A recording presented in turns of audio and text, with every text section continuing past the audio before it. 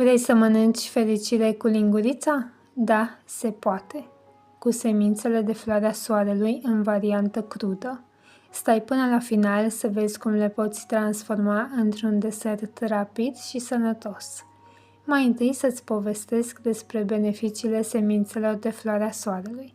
Acestea contribuie la sănătatea cardiovasculară și ajută la reducerea colesterolului rău, datorită conținutului de omega-6 și omega-9. Contribuie la o digestie sănătoasă și previn constipația datorită conținutului de fibre. Contribuie la menținerea unei mase musculare sănătoase, previn artrita și osteoporoza datorită conținutului de proteine vegetale. Contribuie la sănătatea pielii, a părului, a ochilor, ajută la prevenirea îmbătrânirii premature datorită conținutului de vitamina E. Contribuie la sănătatea oaselor, a mușchilor, calmează sistemul nervos, reduc stresul și anxietatea datorită conținutului de magneziu. Reglează starea de spirit și combat depresia datorită conținutului de triptofan și colină.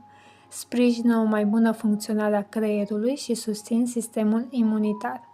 Conțin calciu, fier, potasiu, sodiu, cupru, mangan, seleniu, zinc, fosfor, vitaminele A, B1, B2, B3, B5, B6, B9, vitamina C și betaină.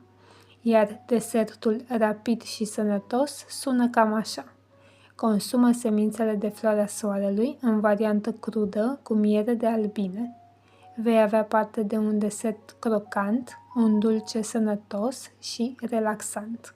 Iar fericirea e sub acoperire. O descoperi în timp ce savurezi. Nu uita că alimentația corectă joacă un rol important în starea ta de bine. Salvează în lista ta de cumpărături.